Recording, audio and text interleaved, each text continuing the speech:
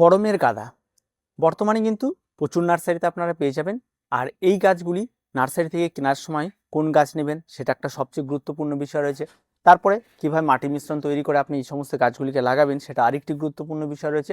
তার সঙ্গে সঙ্গে এই যে এই সময়টা প্রচুর পরিমাণে রোগ প্রতিরোধ, রোগ পোকামাকড়ের আক্রমণ থাকে, তার থেকে কী করে আপনি আপনার গাছকে সেভ করবেন সেটা কিন্তু আরেকটা গুরুত্বপূর্ণ। তার সঙ্গে সঙ্গে রয়েছে গাছকে কী করে ঝাড় করে প্রচুর পরিমাণে এই গরমের মধ্যেও আপনি এই গাঁদা গাছে ফুল নেবেন সেটা কিন্তু আরেকটা গুরুত্বপূর্ণ। পুরো ভিডিওটি সম্পূর্ণটা দেখুন, তা নইলে কিন্তু আপনি আপনার গাঁদা গাছে কিন্তু চট করেই কিন্তু ছোট একটা গাছে ফুল নিয়ে ফেলবেন এবং তারপরে দেখা যাবে গাছটা খুব একটা বেশি ঝাড় হবে না এবং ফুলের সংখ্যা অনেকটা কমে গেছে। তো ফুলের সংখ্যা যদি প্রচুর পেতে চান তাহলে আজকের এই ভিডিওটি সম্পূর্ণ আপনার জন্য। তা সবার প্রথমেই বললে কি, নার্সারি থেকে যখন আপনি চারা ক্রয় করবেন তখন আপনি কি দেখে ক্রয় করবেন? দেখুন, এই সময়ে এসে নার্সারি থেকে যে থামপটের চারাগুলো রয়েছে সেই চারাগুলোকে একটু অ্যাভয়েড করুন। তার কারণ এখন তীব্র দাবদাহ চলছে, এই চারাগুলি যদি আপনি নিয়ে এসে যদি কোথাও রেখে দেন তাহলে কিন্তু রাখলে কিন্তু আপনাকে অত্যন্ত যত্নের সঙ্গে হয় সেটা বালির মধ্যে রেখে তার মধ্যে জলটা যেন সারাদিন গোড়াটা ময়শ্চার থাকে সেটা দেখে আপনাকে সাবধানে খুব একটা মেনটেন করে রাখতে হবে। কারণ যেদিন নিয়ে আসবেন সেদিনই তো আর লাগিয়ে তাকে দিতে রাখতে পারবেন না। তার জন্য একটু ওয়েট করতে হবে, একদিন দুদিন। মাটি মিশ্রণ তৈরি করার ব্যাপার রয়েছে, ঠিক আছে, টপ সিলেক্টের ব্যাপার রয়েছে, এই ব্যাপারগুলো থাকে। তার জন্য ওই ছোট্ট চারাটি নিয়ে এসে কিন্তু আপনাকে খুব সাবধানে রাখতে হবে। যদি কোনো কারণবশত 1 ঘন্টার জন্য যদি এই রোদ যদি ওই গাছ পেয়ে যায় তাহলে কিন্তু ওই থামপটে থাকা সামান্য একটু মাটি এক মুহূর্তের মধ্যে শুকিয়ে যাবে এবং গাছটা কিন্তু হেলে পড়ে যাবে। আর একবার যদি এই গাঁদা গাছের চারা হেলে যদি পড়ে যায় তাহলে কিন্তু সেই গাছ আর সোজা হবে না এবং সেই গাছের মৃত্যু ছাড়া কিন্তু কোনো রকম আর জীবনদান পাবে না। তাই এই বিষয়টা কিন্তু অবশ্যই খেয়াল রাখতে হবে। চেষ্টা করবেন একটু বড় সাইজের চারা। এই সমস্ত চারাগুলো হয়তো 25, 30, 50 যেমন যার কাছে যেমন পাবে তেমন হয়তো আপনারা পেয়ে যাবেন। একদম সুস্বাস্থ্যবান ফ্রেশ চারা দেখে নেওয়ার চেষ্টা করবেন। তো এই চারাগুলি নেওয়ার পর যখন আপনার বাড়িতে আসবে তখন কী হবে দেখুন, এই চারাগুলি একদম সেট চারা, এর মধ্যে গাছ বড় হচ্ছে। তাই এগুলি নিয়ে কোনো ভয়ের কোনো কিছু নেই যে কোথায় রাখবো কোথায় কি, খালি গোড়ায় একটু জলটা ঠিকঠাকভাবে রাখলেই হয়ে গেল। একবার জল দিলে সারাদিন অনায়াসে এগুলি কেটে যায়। ছোট ছোট টবের গাছ, প্যাকেটের গাছ হোক বা ছোট ছোট টবের গাছ হোক, যেটাই হোক। এবার নেক্সট স্টেপ আপনার কি করতে হবে, মাটির মিশ্রণ তৈরি করবে। দেখুন, গাঁদা গাছ সবচেয়ে বেশি পছন্দ করে যে খাবারটি সেটা হচ্ছে গোবর সার। এর বাইরে কোনো কিছু হয় না। তাই আপনি যদি আপনার বাড়িতে 40% গোবর সার, 40% যদি আপনি মাটি গার্ডেন সয়েল, আর যদি 20% বালি, এই দিয়ে যদি একটা মাটির মিশ্রণ তৈরি করে ফেলতে পারেন তাহলে কিন্তু দুর্দান্ত রেজাল্ট হয়। যদি কারো কাছে গোবর সার না থাকে তাহলে সেখানটায় আপনারা ব্যবহার করতে পারেন সবসময়ের জন্য পাতা পচা বা বাজার চলিত ভার্মি কম্পোস্ট, সেটা যেটা আপনাদের পছন্দ সেটা কোথায়। এবার এই মাটির সঙ্গে এবার ফুল এবং গাছের গঠন সব ঠিক রাখার জন্য কিন্তু এবার আপনাকে রাসায়নিক সার অ্যাড করতে হবে। তার জন্য এই মাটির সঙ্গে আপনাকে 1 চামচ ফসফেট আর হাফ চামচ লাল পটাশ আপনাকে অ্যাড করে দিতে হবে। দিয়ে মাটিটাকে খুব ভালো করে মাখিয়ে দিতে হবে। এই যে ফসফেট এবং লাল পটাশ দিলে মাটি মাখিয়ে কিন্তু সঙ্গে সঙ্গে গাছ লাগিয়ে দেবেন না, এটা কিন্তু একটু ওয়েট করতে হবে। এবার একদিন ওয়েট করলেন, ওয়েট করার পরে এবার টবের মধ্যে ভর্তি করলেন। এবার আমরা কোন মাপে টবে লাগাবো? দেখুন, গাঁদার লাগানোর জন্য সবচেয়ে উপযুক্ত টব হচ্ছে 6 থেকে 8 ইঞ্চি মাপের টব। তার চেয়ে ছোটো টবে না লাগানোই ভালো। 6 থেকে 8 ইঞ্চি মাপের টব আপনারা নিয়ে নেবেন। নেওয়ার পর গাছটাকে এই মাটিতে প্রতিস্থাপন করবেন।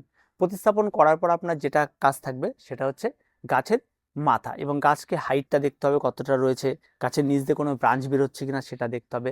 যদি বা গাছের মাথায় দেখুন কুড়ি আসছে কিনা সেই বিষয়গুলোকেও খেয়াল রাখতে হবে। এই সমস্ত কিছুই খেয়াল রাখতে হবে। যদি প্রথম কড়িটায় আপনি ফুল নিতে চান তাহলে নিতে পারেন। আবার যদি মনে করেন আমার গাছটা একটু ঝাড় করতে হবে তাহলে মাথাটা একটু পিঞ্চিং করে দিতে হবে। মাথা পিঞ্চিং করলে প্রথম অবস্থায় গাছকে দেখতে খারাপ লাগে, অন্তত 10 থেকে 15 দিন পর গাছকে আবার দেখতে আগের থেকে অনেক বেশি ভালো লাগে, তখন ডালপালা ছেড়ে যায়, এই বিষয়টা থাকে। এটা কিন্তু আপনাকে অবশ্যই করতে হবে। পিঞ্চিংটা করলে নিচের ডাল বেরিয়ে আসে এবং গাছ কিন্তু আরও বেশি ঝাড় হওয়ার প্রবণতা থাকে। 2 নম্বর যে বিষয়টা থাকে সেটা হচ্ছে কোথায় রাখবো। দেখুন, এখন তো তীব্র দাবদাহ, গাঁদা গাছকে এই তীব্র দাবদাহে কিন্তু আপনি রাখতে পারবেন। তবে সবসময় খেয়াল রাখবেন যে এই কড়া রোদটা যেন সারাদিন গাছটায় না পড়ে, একটু হালকা ছায়া রয়েছে এরকম একটা জায়গাতে আপনারা গাঁদা গাছ গরমের গাদাকে রাখার চেষ্টা করবেন, যেখানে অন্তত 3 থেকে 4 ঘন্টা রোদ লাগবে সারাদিনে করা, তারপর একটু ছায়াচ্ছন্ন থাকবে, সেডি আলো থাকবে, এইরকম জায়গায় কিন্তু দুর্দান্ত রেজাল্ট করবে। আবার যদি কারো সেরকম কোনো জায়গায় না থাকে, যদি সারাদিন রোদ লাগে সেখানেও রাখতে পারেন, কিন্তু জলটা কিন্তু সবসময় মেনটেন করে চলবেন, যেন গোড়াটা সবসময় ময়েশ্চার থাকে, গাছ যেন কোনো রকমের যেন ঝিমিয়ে না যায়, এই বিষয়টাকে খেয়াল রাখতে হবে। এবার আসি জল। দেখুন, গাছ যেমন জল যেমন গাছকে বাঁচিয়ে রাখে, জল গাছের মৃত্যুরও কারণ হয়ে দাঁড়ায়। তার জন্য সবসময় যেন খেয়াল রাখতে হবে ওয়াটারিংটা যেন একটা লিমিটেড থাকে। আমি সকালে গাছে জল দিয়েছি, একদম বিকেল পর্যন্ত যেন গাছের গোড়াটা একদম ঠিকঠাক থাকে এবং গাছটা যেন সতেজ থাকে। আবার পরের দিন সকালে আবার একটু জল দেবো, আর পরের দিন, এইভাবে এটাকে মেনটেন করে আপনাকে চলতে হবে। তবে কিন্তু আপনার কাছে সব কিছু ঠিকঠাক থাকবে। তার সঙ্গে সঙ্গে আরেকটা বিষয় আপনাকে খেয়াল রাখতে হবে, সেটা হচ্ছে গাছের ফার্টিলাইজার।